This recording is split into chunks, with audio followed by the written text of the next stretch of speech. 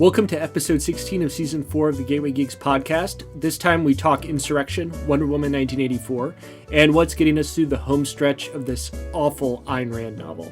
Here are your hosts, Sarah, Tracy, Chris, Aaron, and Joe. Boom. Yay. Okay. Yeah, we go. All right, welcome everybody to season 4, episode 16 of the Gateway Geeks podcast. It's our Insurrection episode, so just for posterity. So the first thing, we're going to introduce ourselves by saying what we think is going to happen before January 20th. Wrong answers only. Who wants to go first? Wait, if this is the Insurrection episode, is this the last episode, but we don't know about it till afterwards? Probably. Someday I'll make sure to upload it to archive.org because I'm sure they'll be around in 2,000 years when an alien culture discovers our planet. Yeah. Did that Star Trek joke work for anyone but Aaron? Oh dear. There's a thin line between just nerd culture and pure autism, you guys. Thin line. I resemble that remark. Yay, neurodivergence. Or what is it? It's not neurodivergence. What's it called? It is neurodivergence. Yeah. Neurodivergence, yeah. Or Neurodiversity, yeah. Mm-hmm. We don't have a lot of that on this podcast, I'm afraid. Tracy, maybe. That's hilarious. I don't know. No. So we're saying you're the one whose brain works correctly. Yeah, we're saying we're all a type, Tracy. We're not saying. No, I'm with you. I understand what you're saying. You're the least autistic among us, probably. Potentially, I have no idea. Yeah. Okay, so wrong answers only. Did you actually say what you're doing? Yeah, I did. So I can edit the pause out. We just have to think of like what wrong answers only. What will happen before? You January should say 20th. the date. You should say the date that we're recording this because that matters. Yeah. We're recording this 1 hour after Donald Trump got permabanned from Twitter. Yeah. Which we're going to talk about at length, I expect, because I think all of us are really enjoying that and wondering why Jack Dorsey didn't fucking do that earlier. Hey, how do you think Donald Trump feels about it? Because for the first time in 4 years, we don't know.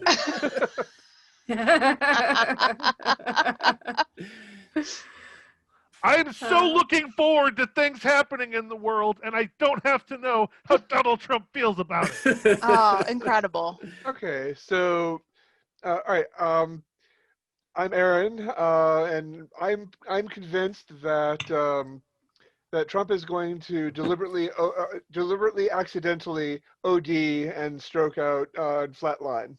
Oh God, I hope that happens. Who's My next? God, I'm Joe, and Trump's entire family is going to flee to Cuba and join belatedly the revolution. I think that's what's going to happen.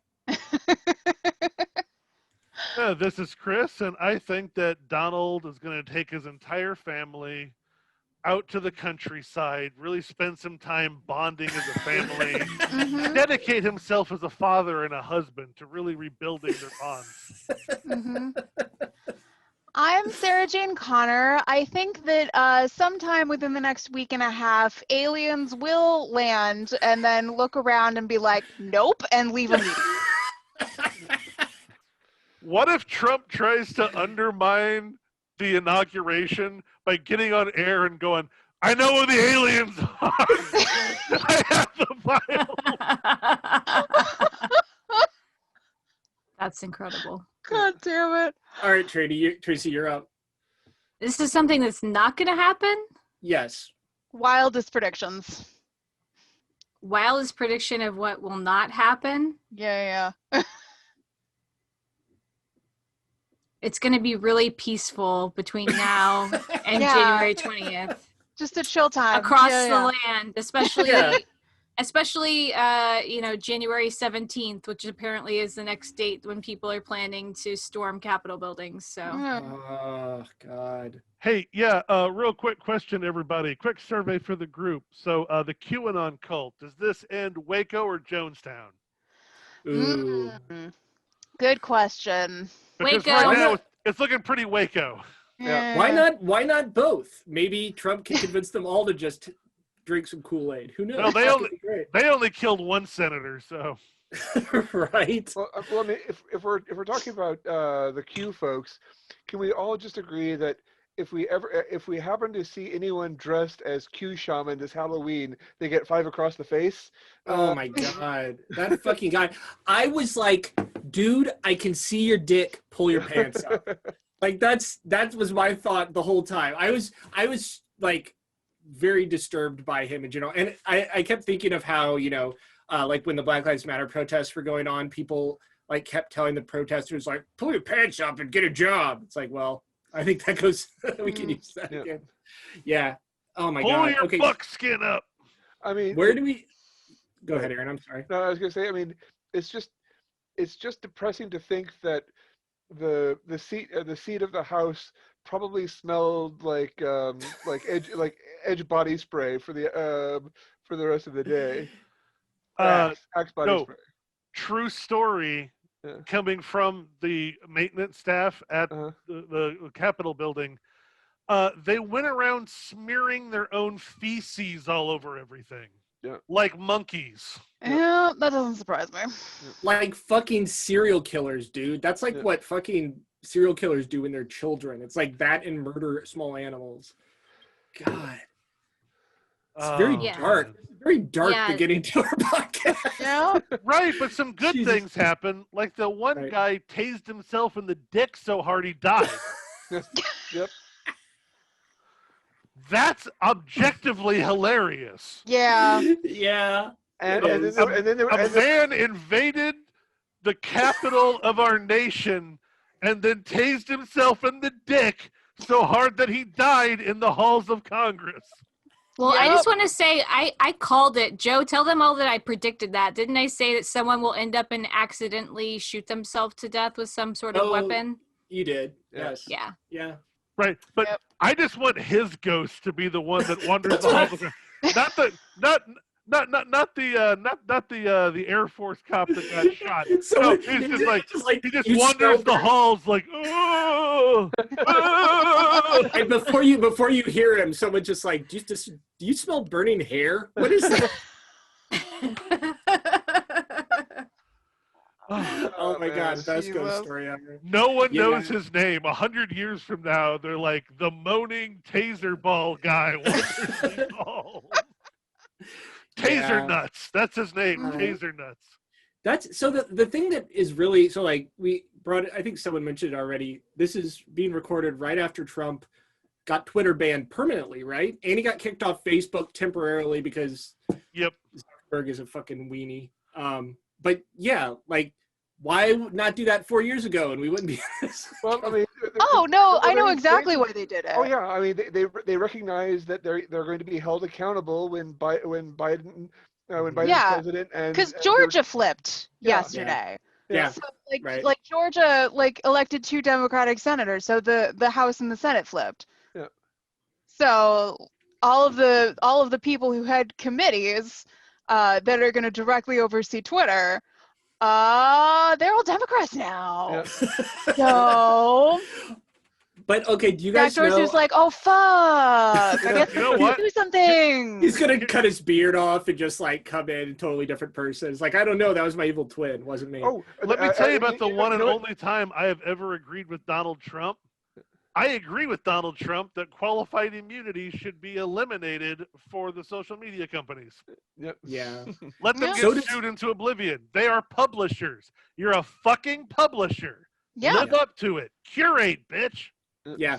And Josh Hawley agrees with that. And then Simon and Schuster pulled his book about it in the ultimate irony. That was just, do other people, I guess other people followed Josh Hawley after the insurrection, but up unto it, I guess he was more just like a Missouri problem. But yeah, that's what we know him well. Yeah. I mean, for our listeners, that's what Josh Hawley's book was going to be about, his weird little populist campaign against Twitter because he says that they restrict free speech. They don't. They should. They don't. They should maybe a little at least, right? Like, God. Hot take. I don't think you should just be allowed to go on the internet and say whatever. Yeah, like if you are someone who has access, What didn't happen, Chris? Oh my god. Yeah. I Why, mean, has that had a profound effect on the last 20 years of the world somehow? yeah. I just wonder what the take of, like people who will complain, like if Richard Spencer or whatever wants to speak at a college campus and then the college like disinvites him. There's a certain group of like college professor First Amendment people who will say, oh, well, he should be allowed to speak because the only way to combat bad speech is with good speech. I wonder what they think about Twitter, because I feel like pretty universally everyone's agreed that it's good. Like everyone who is not a Trumpist is like, good, take his Twitter account away. Yeah. You're missing the point of pushing the fight, because we're just driving this huge wedge between the Trumpists and the libertarian douchebags. Yes, it's great. And we make them fight. Yeah. Yeah. Because it's fun when bad people fight each other. As we were discussing earlier, all MMA fights should just be like, all right, here's Running Man, right? Where they would convince you, like, here are these awful people that are gonna fight for your amusement. They do. This person is a sodomite, and this person shoplifted. Now, has no one else seen Running Man? Am I just talking to myself? I've seen Running Man. Yes. Okay. Yes. So I feel like this is going to keep coming up throughout the podcast. So shall we move on to an actual topic? How do you guys feel about that? I mean, I guess. That's all I've thought about for days. So hey, whatever you want to do. Yeah, I feel like it's going to infiltrate the rest of the podcast anyway. So let's not. So on Christmas, the new Wonder Woman movie came out. I don't know who had a chance to see it. Tracy and I saw it. Nope. I watched it. No? I think it's everybody but Aaron. Honestly. Yeah, right. So Aaron, I know what happened. I read the reviews. Okay, yeah, you're a comics guy, so yeah. Can I try my predictor trick now that Joe and Tracy are here? Yeah. All right. Joe and Tracy, how do you feel about Superman 3? How do I feel about Superman 3? Who fucking cares? That's how I feel. So how do you feel about Wonder Woman? I thought it was awesome. Oh, I had this theory that I had this whole theory that they're the same movie. Oh, and so I like Gal Gadot, and I also really like, I was talking to Tracy about this yesterday, and I may be the only person on this podcast who cares about it, but did you all ever read, like, any of the Euripides plays, like Medea? Okay, so I took this class, this really awesome class that was called, like, Women in Greek Tragedy, and it was all built around how, like, the three big, it's like Aeschylus and Euripides, and I forget who the third guy is, but how Euripides was, like, the proto-feminist, even though he still stereotyped women, he actually like had stories about women, right? And I remember reading the Trojan Women, and then yesterday watching at the Capitol as those two like Senate, what are they called? Not temps, but they're like Senate workers. They work for the senators, aides, where they're like carrying the boxes with the electoral college ballots, and it's like, man, six women and one guy. Right, but it just made me think of Euripides and how like women are the bearers of culture while men are fucking it up, because you have these dudes running around the fucking Capitol waving their dicks around, and then you have these women who are like, hey, maybe we should save democracy while this is happening. And for that reason I can look at Superman and I just immediately see a fascist, and I look at Wonder Woman and I just see like, oh, it's like, a continuation of Euripides and like Medea. Well, if you look at Superman and see a fascist, I think that's more the influence of Zack Snyder than anything else. Yep. Superman was created by two Jewish men. Jews. Yes. Right. Plus, I want to point out that last night, for probably the 5th time, I watched Justice League War, which is an utterly delightful movie about giant man children with superpowers that fight for right because it's fun. Yeah. And is this the one where they steal Batman's plans for how to take out the Justice League just in case? No, this is the one where like what I love about it is that like it's one of the animated ones, and it's made 100% for people who already know these stories. Mhm. And it's just because it just throws you right in and starts introducing characters right away, where basically it's you're being introduced to all these characters almost in real time during an apocalypse invasion. Yeah. And it literally just starts with like Green Lantern hunting down shit, what do you call him, the parademon. And all of a sudden Batman shows up and he's like, holy shit, Batman's real. Yeah. Yeah. And then the two of them are like, well, this thing is an alien. Huh. There's an alien that lives in Metropolis. Let's go beat him up and ask him where these things came from. Yeah. So they go to Metropolis and they both get their asses kicked by Superman. Yeah. And then the three of them are like, okay, we're friends now. Mhm. And while that's happening, Cyborg is being built while this is all going on. I love that movie. It's the best DC movie. I do tend to like the cartoons for DC better, I have to A say. very good Wonder Woman, as I recall. Oh, she's so delightful and childlike and violent. Mm-hmm. And like the minute Wonder Woman and Superman meet, they are just DTF.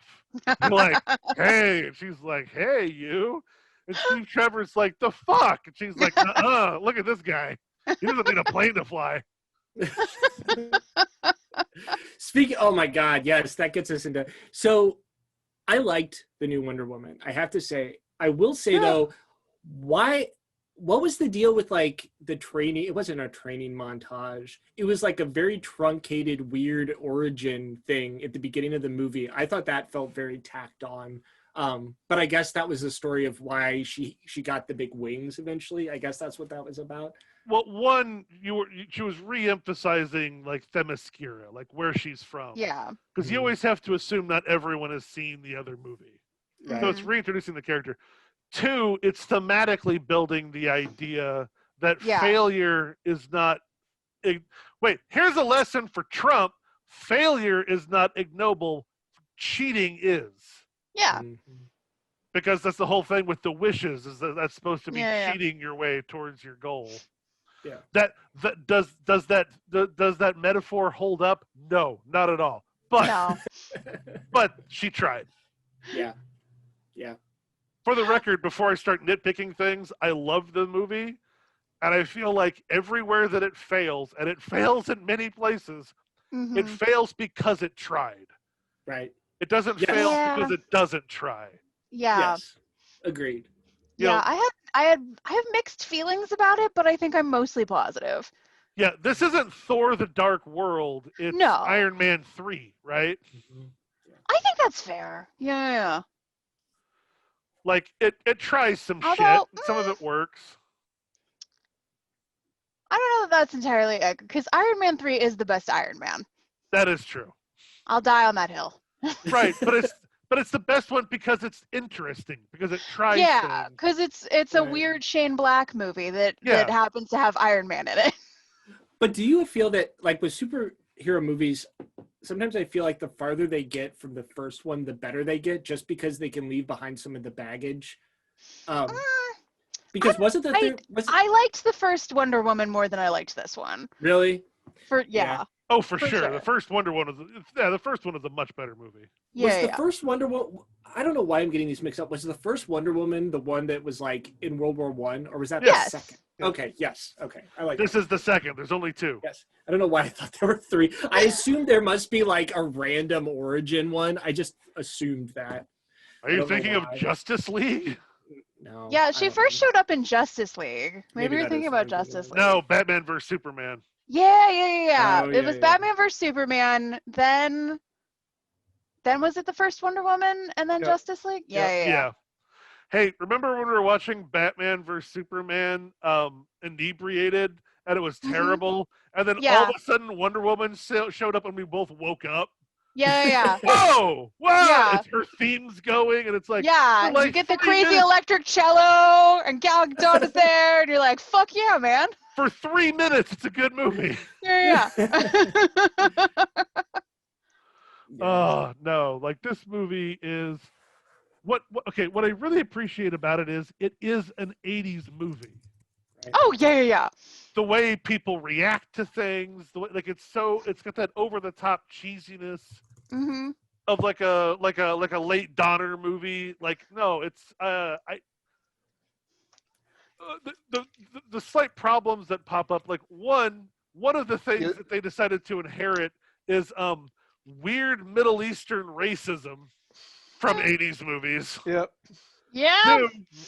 Two, it gets a little more complicated when you take a former member of the Israeli Defense Force and throw her into the mix of a Middle Eastern, it's like, yeah, that does put a spin on it. Look, Gal Gadot's saving Arab children now. See, it's fine. Also, okay, and I say this, like, Gal Gadot is simultaneously the best and worst asset this movie has to work with. She's so goddamn pretty that she just radiates. Like, the camera can't help but center on her. Yeah. Right. She's also the weakest actor in this movie. Yeah. Gal Gadot can't do it. Gal Gadot fucking rules in the Fast and Furious movies because she just has a goal. She's like, all right, come on, we got to do a thing. She rules in the first Wonder Woman movie. This movie requires her to be pensive and introspective. Yeah. I don't know that she's ever felt those feelings. Well, I mean, if her infamous video with her friends or music video with her friends is any indication, maybe not. You know. Yeah. Yeah, like, look. Yeah. But part of the problem is also you have her acting like you've got Chris Pine, who is the master of quiet introspection. Yes. You have Kristen Wiig that can do anything. You have Pedro Pascal, who is so emotive you don't have to see his face to know what he's emoting. Yeah. And then you've got Gal Gadot, who's got two expressions. Yep. And Yep. Yeah. She kind of is who we thought Channing Tatum was 10 years ago. No, yeah, she is. She totally is. Was anybody else really thrown off by the weird cats thing that Kristen Wiig had to do? Like, it was still great, but the whole like cheetah metamorphosis thing, that was very like uncanny valley for me. I had a hard time with that visually. I kind of loved it because again, it's like cheesy 80s shit. Yeah. Yeah. Yeah, I was fine with that. God damn it, Joe! We're talking about like a $1 billion superhero movie in 2020 with like 80s style plotting and character development, and the villain is a monkey's paw. Yeah. Also, my other little complaint. Tell me no one else thought that scene would have been so much better if he would have crushed up the crystal and snorted it. That would have been the ultimate 80s. Yes! Thank you. Definitely. Well, who else like had like a major issue with the fact that the crystal was just like the most phallic object you've ever seen in your life? You did watch movies in the 80s, right? But that's what I'm saying. Like this was like, it was just like so like glaringly like a phallus that I was just like, we were watching it with Joe's parents on Christmas and I was like verklempt for like I didn't want to like see the crystal next to his mom. Like I was like. So for one second, so a little while ago, Chris mentioned watching a big budget Hollywood movie in 2020. How many of those did each of us see this year? Oh man, that's a good like question. just this one, I think. Yeah. I'm looking at the list we have in the notes. I saw Mulan, but only because I was bored. And I watched like half of Borat 2 and then said, I mean, that's not a big budget, but I watched half of Borat 2 and then said, I get it. I don't need to finish this. Oh, see, my reaction to Borat 2 was, holy shit, this is good? Well, it's the same thing. It just works better now. It works much better. It's much better than the original Borat. Yeah, I didn't watch any of the other big streaming ones, at least not the ones that are on the list that we have in the notes. I just saw Wonder Woman 84, and I literally only watched it because I assumed we would talk about it today on the podcast. Joe, we watched Face the Music. Yeah. That's right. We all watched Face the Music. Oh yes, we did. You're right. You're right. Well, we already talked about that. Yeah. Anyway. Right. Yeah. But we saw And that. I still don't know if I would but call it's- that big budget. But it's Yeah. but it's interesting in that I was here's where I break my trick. I was going to try to use that as a segue into HBO Max and other streaming services saying, fuck it, we're going to premiere these movies both on our service and in theaters, and Yeah. and what that's going to mean. Yeah. I mean, that's a question. I don't know. I mean, we talked about this a little bit already, I think, but if that means that AMC has trouble and, maybe somehow that gets more money to indie theaters, I'm fine with that, but I don't know how that's going to work. I have no sense of how that's going to play out. Do you guys? I think Yeah. the minute theaters open, they're going to be assholes to elbows full. I think people legitimately miss theaters. Oh, I do, for sure. Yeah. Yeah. I haven't been to church in a year. It's Yeah. I mean, I'm really. I don't know though. My big concern is all of the contracts that now need to be renegotiated in terms of, my contract says I get this percentage of the box office. Well, if there's not an actual box office, how is that going to work with HBO Max? Yeah. they get individually negotiated by the agents. Like Patty Jenkins got a huge payout for putting this on HBO, because normally they get the back end bonuses on everything, and what happens is they negotiate for an upfront payment instead of percentiles. Mhm. Yeah. And Patty got paid. Yeah. Good for And- her. Yeah, and she Yeah. also, I think part of it, I think the two things that she got out of it was she got the upfront payment, and they actually greenlit Wonder Woman 3, and also got them to agree to wait until she was ready to make it. Yeah. Because That's she's good. got some other pokers in the fire. Let's play this game. What decade will Wonder Woman 3 be set in, and how will Steve Trevor die again in that one?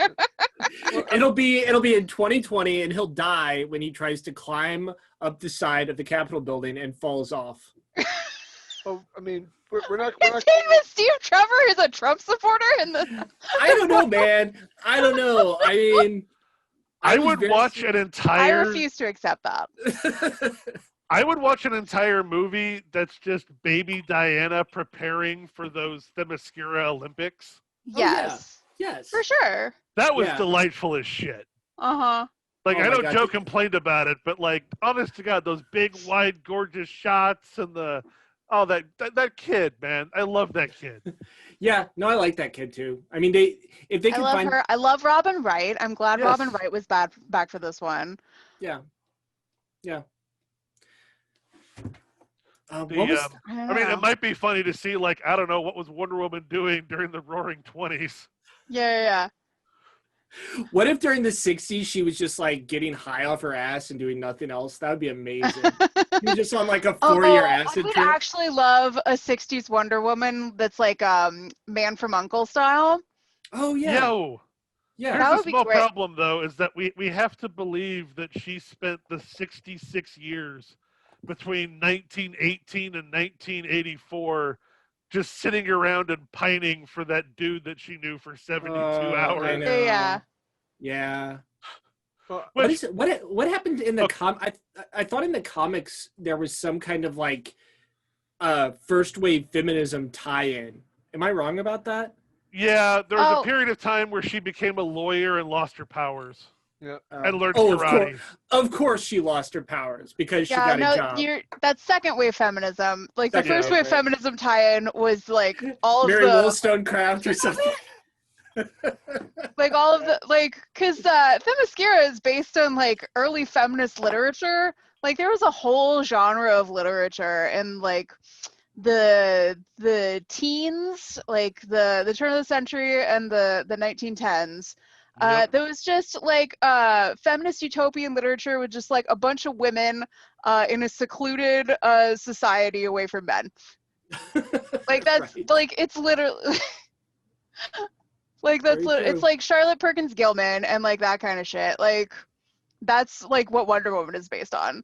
Aaron, what was the shit? What was that? It was like the first of the new generation of DC animated movies. The one that was set in the 70s or in the 60s, I think. Well, I mean, there was the Super Friends. Well, it has a name. It's like Justice League New Frontier or something like that. I know. Are you talking about the movie? Yeah, no, there was. Yeah. Yeah, there was a. Oh, wasn't that one like is that in the 40s though? Yeah. There was a comic book. I think it might have been the 50s because I remember there's a scene when you meet Diana. She's in Vietnam and she has helped the women of this village kill all of the men. Yeah. And Superman finds her sitting in a pile of men's skulls going, "Hey, Superman!" She's like, No, it's cool. This is the one good guy. Hey, come on in. We're drinking. Yeah. That's awesome. Oh, Yeah, my God. New Frontier is definitly worth. Oh yeah, that's a great movie. One, it's a great movie, and two, it is the best, like film/animated version of Green Lantern's origin. Yeah. I mean, admittedly, there's like maybe like three to choose from. I think that Justice League War is the best use of Green Lantern because it acknowledges that the only thing Hal Jordan is actually good for is a running joke to get the shit beat out of him. But that's just me tipping my hand to how I feel about Hal Jordan. Yeah. So, here's a question. We'll bring it back to the insurrection. So during like the invasion of the Capitol and everything, how all those dudes had like the Captain America shield, right? Yeah. Like that's something that the left has taken over. One sees opportunities for the left to like, I don't know, embrace Wonder Woman. I think that would be pretty awesome because then you'd have like a Captain America versus Wonder Woman thing, and then Captain America would get his ass kicked. Can we I would not? love to see that. No, that's just No. fucking toxic nerd shit being thrown into toxic political shit is just Yeah. Yeah. Toxic- Joe, toxic nerdery inherently leans right. We all know this. I mean, Gamergate and Comicsgate is among the reasons why we're in the situation we are in now. Yeah. Was Comicsgate the? Tell me what Comicsgate was again. SJWs in comics. It was just Gamergate expanding. Yeah. Oh, okay. Yeah. It's I mean, one of their rallying cries was "Get woke, go broke," which was actually not actually what happened. Yeah. Yeah. No, what actually happened is that most independent developers go broke, which has always been true. Yeah. Yeah. One, there's that, and also too, indie titles can't compete with Warner Brothers and Disney. Right. This is a deeply unfair question, but it just occurred to me. Does Donald Trump ever get elected in a world where Gone Home never came out? Dude, I cannot believe those two things are. Think can't believe about that's a it causal for factor. 5 minutes, and it'll make your head hurt. They are not unrelated, and I love Gone Home. Yeah. That game pissed off so many dudes that were like, "Where's the gun? I'm walking around a house and I can't shoot anything. This is bullshit. Some girl took my man. gun. What? There's gay shit? Damn it." Maybe we're just part of different gamer communities because like there was a big subset of the gamer community that was super excited about that. But like you're saying, they were not, they were not the Gamergate crowd. For sure. I did like that somebody modded it so that like it inserted Doom inside of Gone Home. So as you're walking around, you do have a gun and like but it was just original Doom. So it's all 8-bit sprites. Yeah. Like, Sarah, the mod was literally called "God damn it, fine, here's a gun." Sarah, if you have not played that may be like the one video game you would actually like. Tracy played it. Tracy, what did you think of it? I've heard of that one. That's the one where you're just like wandering through a house finding out like what happened to this family, right? It's Lesbian Mist.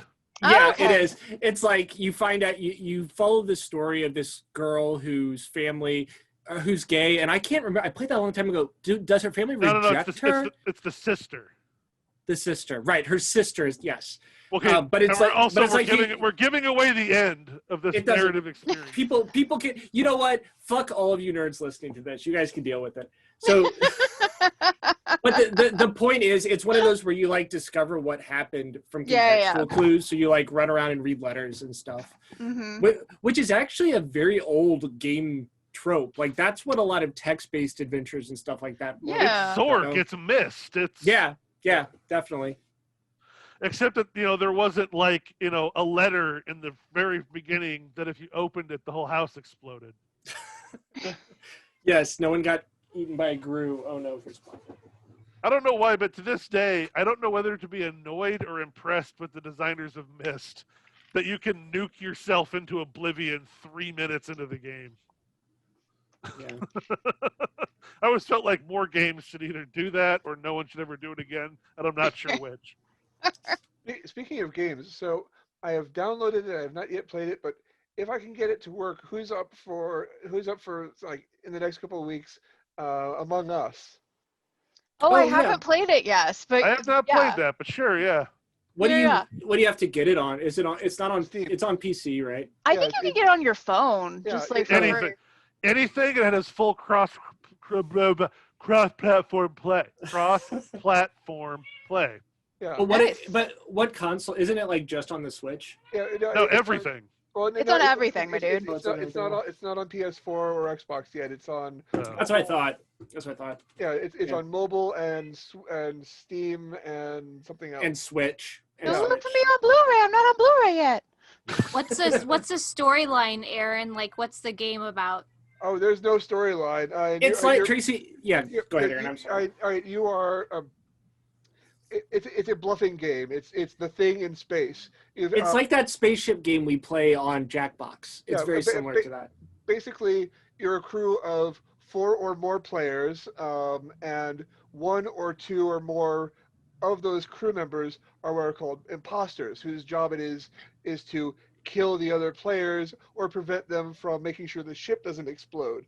And so, so everyone has to go around the ship to complete these tasks like purify the air, fix the communicator or whatever, and then one of your sprite can sneak up on someone and kill them.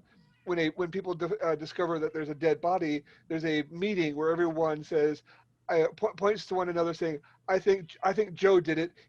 I last saw him standing by the console doing absolutely nothing, and everyone votes. And people are basically either blown out the airlock or not, and you either win or lose by. Did you ever play the card game Resistance? Yes, yeah. It's that game only as a computer game. Yeah. It's like Mafia but in space. Yeah. Yeah, it's where the sus thing comes from, Tracy. Yeah. Wait, what's the sus thing? Suspect. Like, it's like where someone is being suspicious. It's like somebody's acting sus. Someone's acting sus. But I've seen that recently, like people saying sus, and I was like, that's where I caught on like what it meant, but I did not understand the context. So that's good to know where it comes from. Right. Yeah, it's like so and so is sus. Yeah, it comes from like the conversations that are occurring when everyone's trying to figure out who to vote for. Is I totally was nowhere near that room. I don't know what you're talking about. And like, hold on, that's totally sus. Yeah. Yeah, Resistance is awesome. Aren't there? There's another game like that that's just. I think it's like Battlestar Galactica, actually. Yeah. But it's very similar to Resistance. Yeah. Yeah, I'm down for that. Absolutely. I am down. Although all hidden role games are challenging for me because everybody always thinks that I'm the traitor, regardless of whether I am or not. Well, I was gonna say, something about me just seems suspicious. Yeah, Sarah was born sus. Mm-hmm. Assigned sus at birth. I'm excited. I'm down. So we'll try to find an afternoon or evening when I mean, and it's super cheap. It's like $4. No, that sounds good. That sounds cool. I I do think it. it might be free on your phone. I don't know. but Let me but look. with ads. Oh, with ads. Yeah.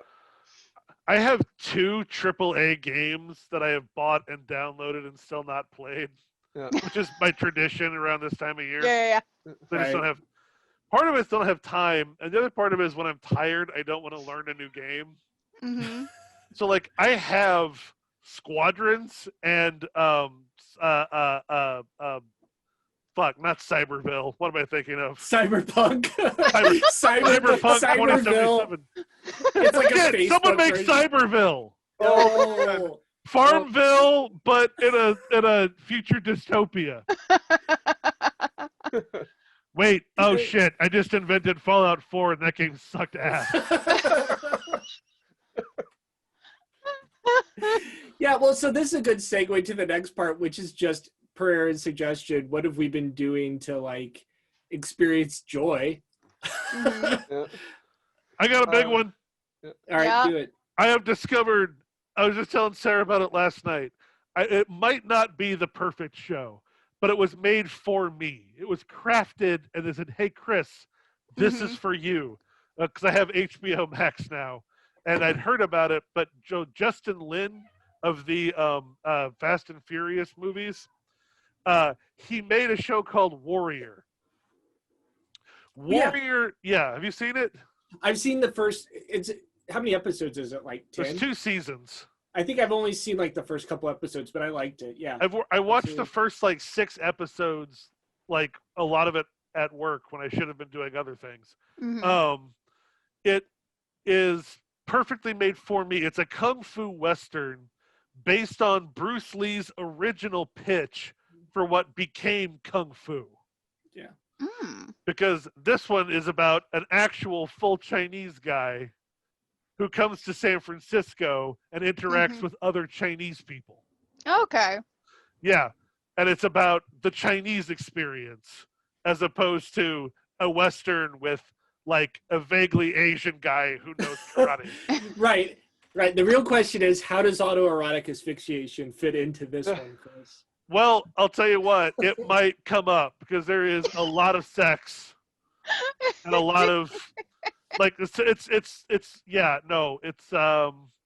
does a lot of really, really great things that I loved. So the main character is one of the few who can speak Chinese and English. You know, he comes from like he's hiding it, but he comes from like an aristocratic background, and like one of his grandparents was American. So like he knows how to English.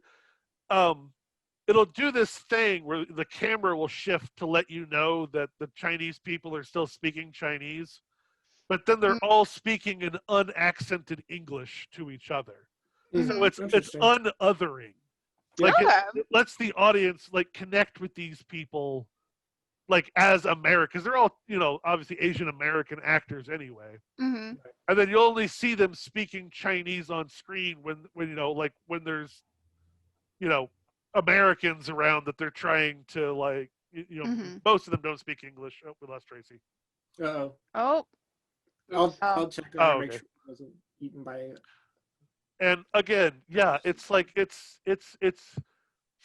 like it really gets into like it spends a lot of time on the racial politics of San Francisco in the 1870s, where like the cops are all Irish and like the Irish are looked down on, but they have this specific niche that's being threatened by the introduction of the Chinese, and how they have this whole chip on their shoulder about like, oh, we fought in the Civil War to save this country. What do they give us for it? And there's one cop who's like the one good cop, but he's from Georgia. Yeah. And so all the Irish cops are almost all veterans, you know, Union veterans of the war, so they don't trust him. That sounds actually really complex and interesting. It is, and it's like I love it. I love everything about it. It's my favorite thing right now. So I'll wait till Tracy comes back to say mine because mine's related. Who wants to go next? I know I'm super late to the party, but I'm working my way through Orphan Black. I still haven't watched that. It's so good, and it's so amazing to watch. The fact that the lead actress is has like is playing five or more characters, and you forget that they're not like just look-alike actors. It's but so that's my big thing. And Are we all going to try to dance around trying to pronounce her name because I've never gotten it right? That's exactly what I was trying to do.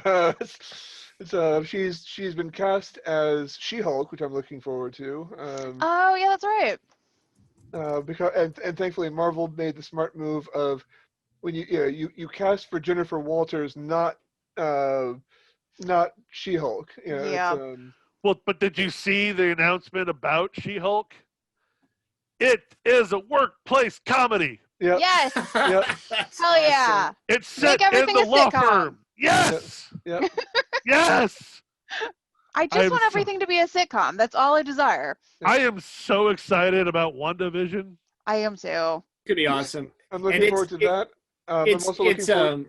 Oh, go ahead, Aaron. I'm sorry. I'm also really looking forward to Oscar Isaac as Moon Knight. I love Moon Knight. And Yes.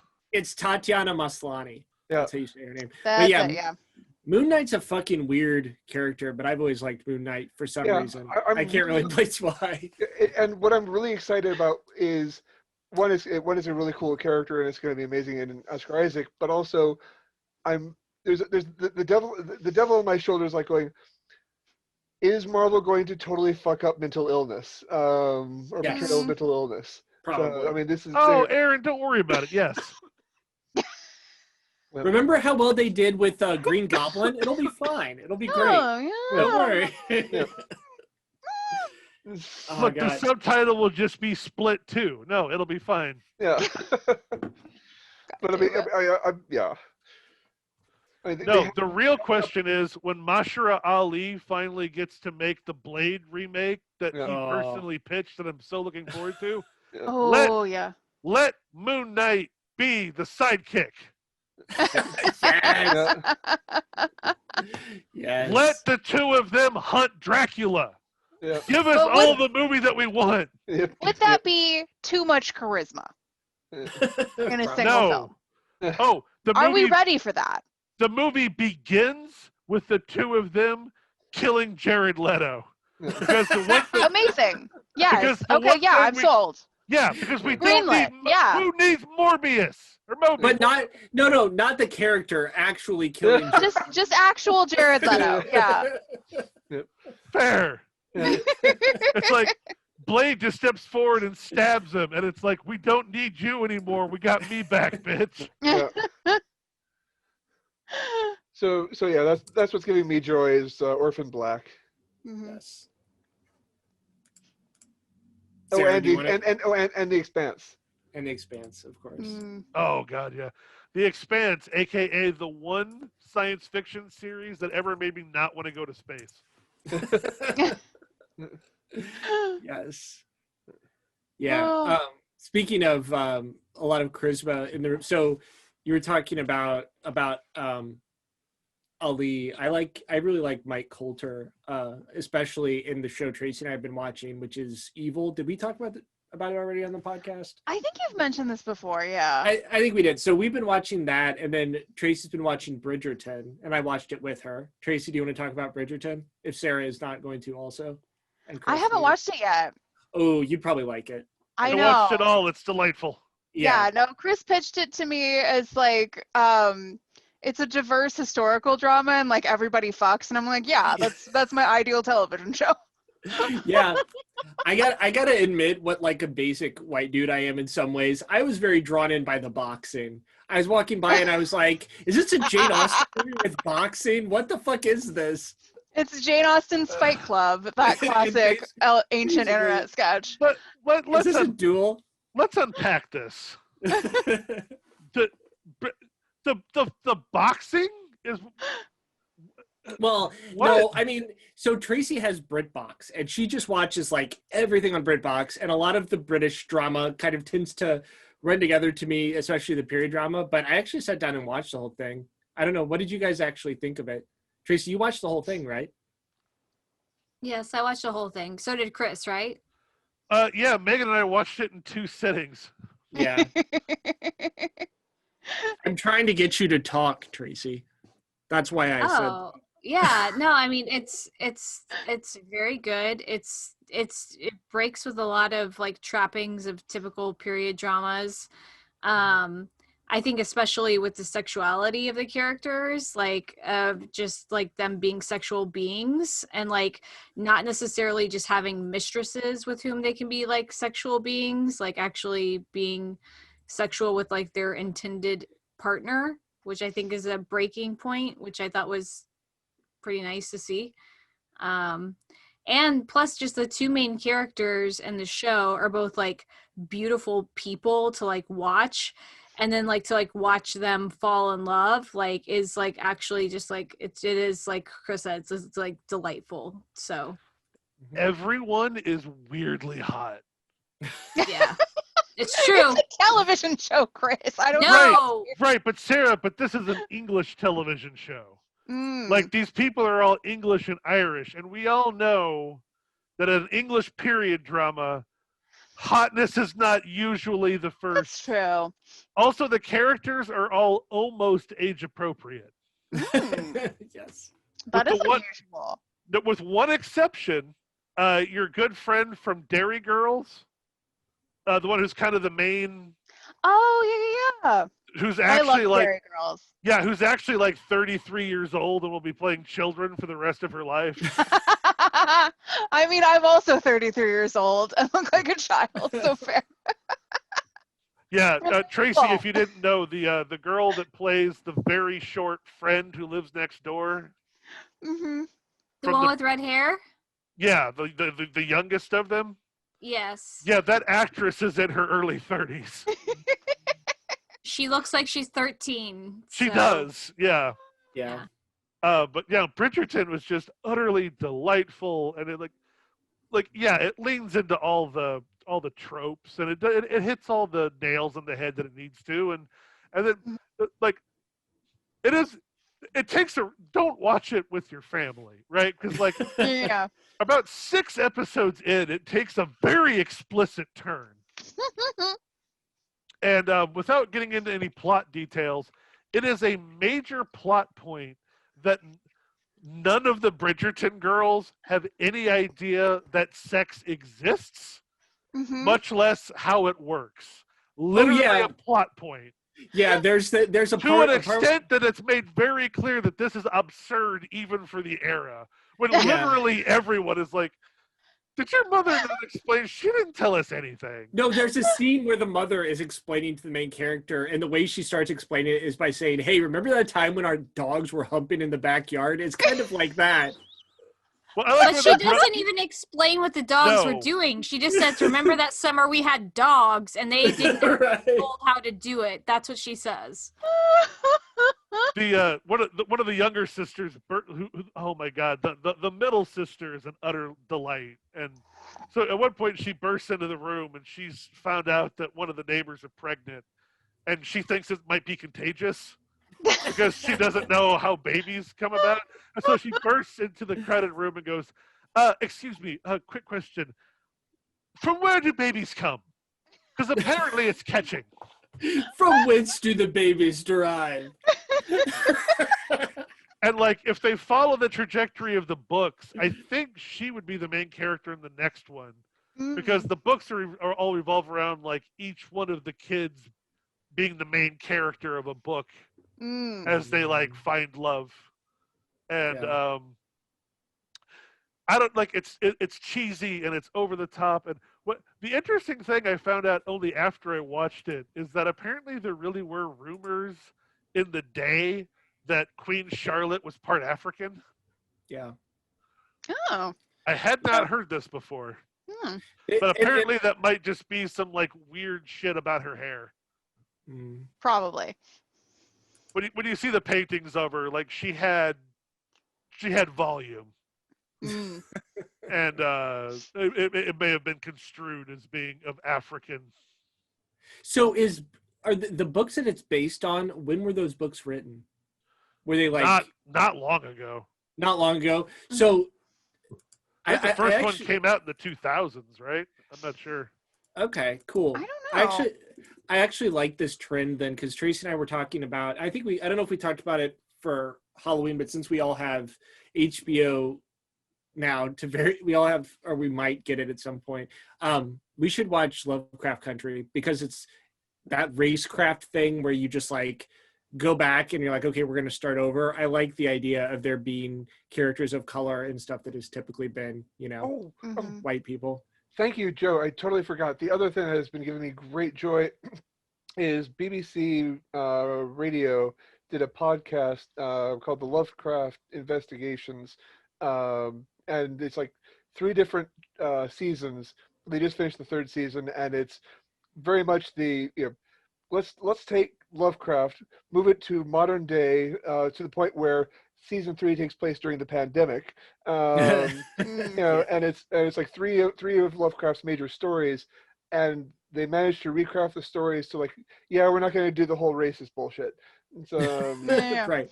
Yeah, let's just get rid of that. But I mean, I highly recommend it. It's easily my favorite podcast in the last decade.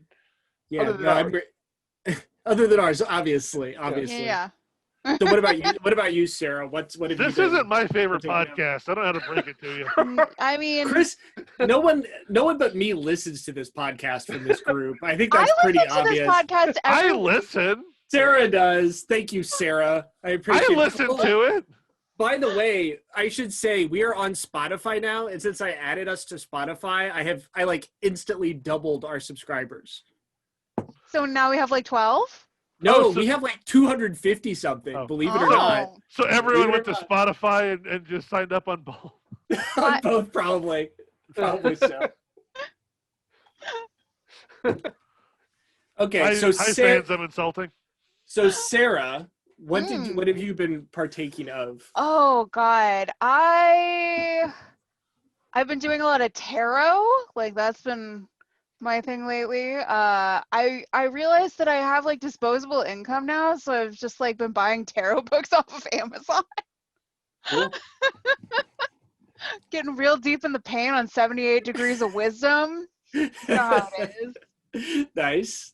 Now, do you actually do readings, or do you just do like I do and use tarot readings as a way to tell people what you really think of them? Do you do That's that? what I use. Oh, totally. I've been doing that since I've been doing that since high school, because I had this friend, and I won't say his name. I don't think anyone here knows him right now.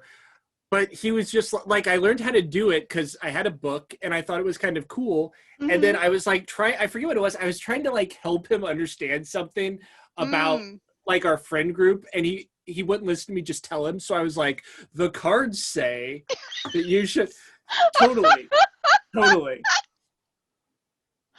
Okay, Jesus Christ. Sometimes you gotta do what you gotta do, man. I don't know. So tell me, Sarah, is this how tarot was intended to be used? No, not at all. No. Joe needs to work on his interpersonal communication, is the moral of this story. Jesus Christ, Joseph. To be fair, I often say that at the beginning of the reading. This is not a secret thing. It's not no. But go ahead, Sarah. No, I do actual readings. I've been doing it for a couple of years. I'm not very good at it. I still don't remember what all of the cards mean. But I mostly do readings for myself. I view tarot as more a tool for introspection than an actual fortune telling method. Sometimes I do fortune telling, but that's for fun. You know? Yeah. There's some really cool decks out there. I don't know if you do the thing I do, but I've had the same one forever. And I remember reading at some point that you're not supposed to change the deck, or you're not supposed to. Yeah. So all those rules things that the internet comes up with are bullshit. You can do whatever you want. It doesn't matter. The ancient tome of Tumblr says that. No. No, I bought my deck at a fucking Books-A-Million. It just doesn't matter, my guy. Yeah. No, I got mine at Barnes & Noble in 1997 or something. Mm-hmm. Yeah, absolutely. Yeah, I've got the Ostara Tarot deck. I like it a lot. It's illustrated by women. It's nice. There's a lot of really cool ones. I don't want to oh God, consumerism. Like there's so many cool ones. I would like to get more, but like where do you stop? Like where do you draw the line? You gotta like Yeah. You're talking to a bunch of people who routinely go, "Ooh, there's a new dice set." Ooh. yeah. Yep. Mm-hmm. It's like I have Yeah. 3 sets of metal dice. 3. That's Yeah. Yeah. No. No, I also like tabletop RPGs, but like I don't even own dice. I borrowed them from Chris when we have to play. I Yes. own source books to games I will never play. Same. Same. Oh, Yeah. I still have all of your D&D books, beat ups. Oh, Justin was looking for those. Yeah. No, I've got your Dungeons Masters guide and a couple monster books. Yeah. Like I think I've got the monster manual in Volo. Oh, nice. Yeah, because I had that idea for a campaign like a bajillion years ago, and I like started putting it together, and that didn't happen. So Sarah, I don't know if you do this, but wouldn't it be cool? I mean, there's this lady who I don't know. Tracy is friends with her somehow tangentially, but I've been following her on Instagram, and she does like a general tarot reading that she does. oh yeah, a she's- lot of people do that on like YouTube and Instagram and stuff. Yeah. Yeah, and I guess it's like a reading for the human race or something. That's Yeah. kind of what it comes off as. A lot of Yeah. people do it like based on like signs, Oh, right. Okay. like Yes, for a that makes particular sense. sign, or like this is for like air signs or water signs, or like this is for the cardinal signs, the fixed signs, or whatever. Or the Airbender, or the Fire Nation, or the. And it looks it's like true. the Fire Nation. Oh, fuck. Oh, God. Oh, everybody run. You know what though? I think Sarah, you're definitely onto something there about it being like a prototypical. I mean, you think about what happened like back in the day if somebody went to a fortune teller and they weren't like burned at the stake for doing it. But if Yeah. someone went there, it's like, what was that experience like? I mean, Mhm. you know, it does seem very like proto therapy in a lot Yeah. of ways. No, I've been doing it more lately because like doing it just makes me feel like grounded. Yeah. I don't know. Like I don't think it's magic, but I think it's a good tool for like checking in with your feelings and being mindful about them. You know? Yeah. What sort of spread do you do for yourself? It depends. Usually I don't do anything complicated. I did just do a New Year's spread. Like my big tradition is every New Year's Eve I do like a year ahead spread for myself. I looked Can at I my ask notes what you from my- saw? Yeah. Go No, ahead. I did look at my notes for my 2021 like a few My days. cards just all caught on fire. It was really No. weird. No, I looked and I was like, "Oh yeah, I've predicted a lot of things." And she warned no one. No, it was a personal spread. It was just for me. It wasn't for everybody else. It's like, But it was how like, many- "Yo, many 2020, you're gonna go on an arduous journey," and I was like, I did. it's Thank like you, my cards. deck. Why does my deck have like 10 devils in it? This is fucking weird. No, I used to just do and I don't know, Tracy and Sarah, maybe you guys know this, but I don't know if like the spreads have standard names. I know there are standard spreads, but I've seen them like have a lot of different, like there's the one that's like a starburst pattern where you have like 3 in each. That's like the most elaborate. I just do the 3-card spread usually. Just do I like do the a lot of 3-card draws. I don't know. Yeah. I don't like to do single pulls because that like makes my anxiety to go crazy because it's like you have to put like so much on this like single card and it's like what if you draw like the tower and it's like Right. well that's too much. I don't want to deal with that. Like I need some other Right. cards to like mute it out, you know? Right. yeah. No, that's why the cards that I have that I like the best just say like if you ever pull a card and it doesn't feel right, just pull another card. And I Yeah. felt like that was the best advice ever because like there are times where I've pulled a card where it was just like pulling a single card where like everything inside of me was like no. Yeah. And then it was just like, okay, reject that card Yeah. into the universe and pull another one. Mm-hmm. I Yeah, wish I pull poker like had that rule. I pull like a clarifying card a lot where you're like, I don't understand what this card fucking means in this context. So like you just pull another card, it's like, what's up? Nice. Yeah.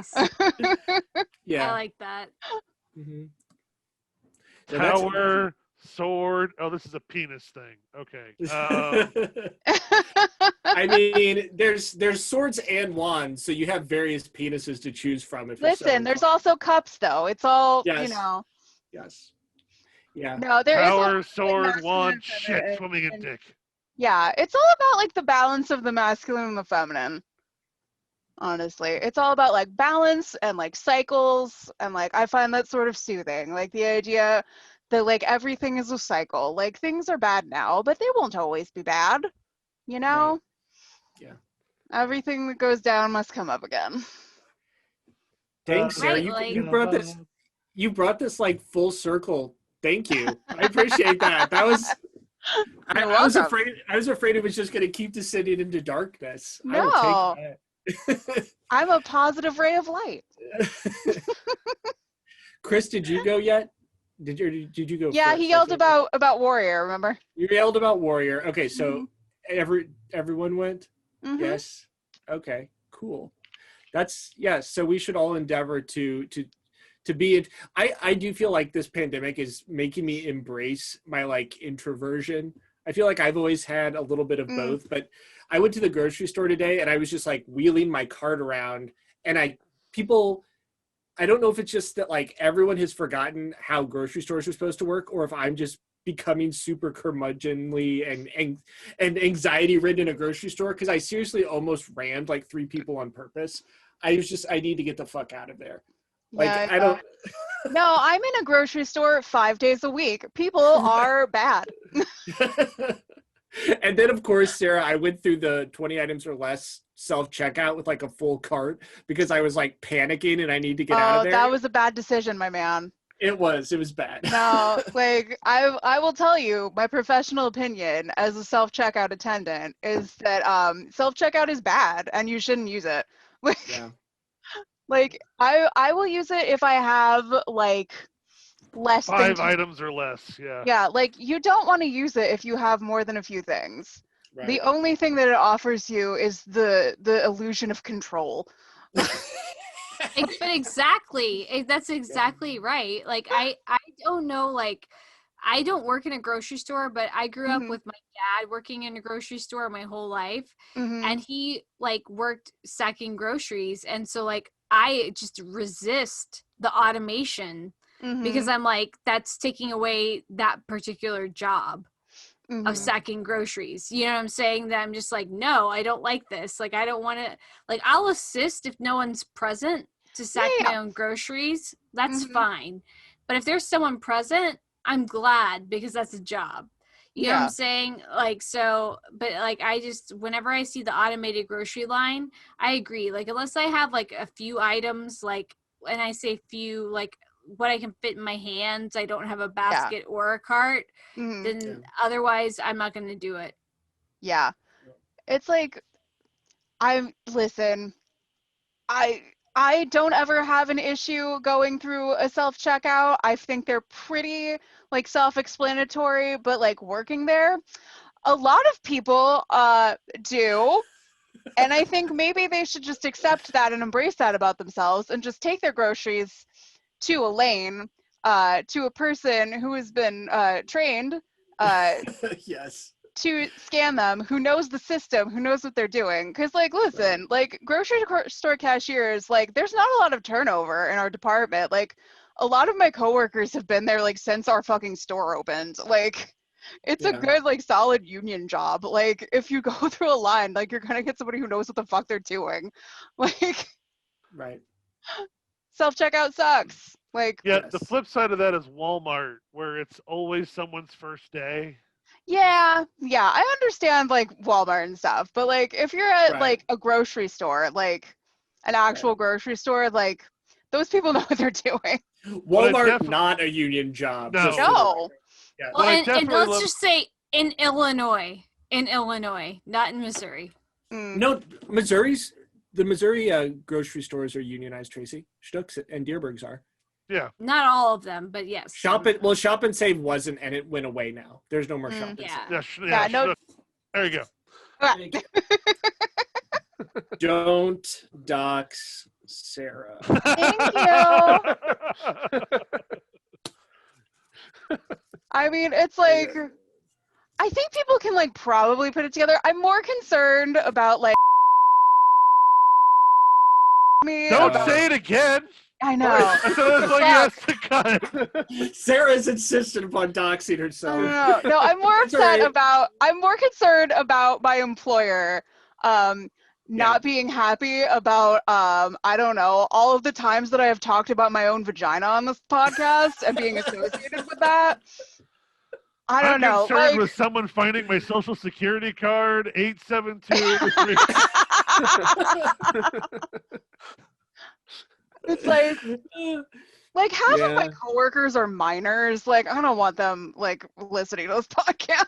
Oh, I know. We're definitely not good influences, really. No, like, At some point, my children are going to put together the breadcrumbs and find the various things that I have put online over my life. oh, I'm not looking forward to that personally. I hope I hope your son finds it like the first time that he like backs into a dumpster or something, Chris, and he's like, "Hey, Dad, what's this about? Oh, Are Joe, you high in this video?" no, a lot of the shit that Sarah and I put out, let me tell you, there's some stuff in there that kids don't want to hear about Dad. Oh Mm. yes, I have no doubt. Oh, there are so many things that I specifically have never said on a public platform because I do not want your children to know that. We're gonna have to do like in the true crime shows where there's a shadow cast across your face, and then have, like, Modulate the voice. Yeah. yeah. Anyway, No, my identity has been concealed. I Yeah, live yeah. in it. So there is still joy in the world, which is nice to hear. There's so many silver linings. The children at work have not discovered this podcast. Honestly, I'm not even worried about it being inappropriate for them. I'm just like, they're gonna clown me if they find they're gonna roast me super hard if they find the podcast. Oh my God. Children I are love them exhausting. so much, but like they're mean. Oh. Yeah. Yeah, no, I took, speaking of the, light at the end of the tunnel, I took off inauguration day because I figured I'm going to sit home and watch the inauguration and either exhale for the first time in 4 years and have a deep cleansing cry. Or actually die. But just in case, like, clean my gun and make sure that everything is ready in case shit goes sideways. Just Well, be you will prepared be in for either. You'll be in great company of white bearded men across the country cleaning their guns, Chris, I think. All pointing at each other. Yeah, no. The American way. Yeah, so good luck. Hopefully we get to do our next podcast. Yeah. Yeah. Yep. And plus, The next one will just be a lot of cooking tips for Rat. Yeah. Plus, I also look forward to spacing all of my crewmates when we all dive into. Oh yes. Mm. Yeah. Yeah, we'll have to do that. That sounds awesome. Yeah, I gotta. Sounds very sus. There you go. Well done, fellow youth. Good Tracy. job, Tracy. Thank you very much. I was gonna say that's a good bookend. Well done, everyone. Yep. All right, Chris, you can stop recording if you want to. That's it for Season 4, Episode 16 of the Gateway Geeks podcast, Wonderwoman versus the Ghost of Tasernuts. Thanks for listening, and don't forget that we are now on Spotify, as well as Apple Podcasts. Tune in next week when we talk urban fantasy and Cats, the musical, the film. This episode with Sarah Jane Connor, Tracy Gomillion, Chris Knetzer, Joe Kohlburn, and Robb. The episode was edited by Joe Kohlburn and produced by Chris Knetzer and Joe.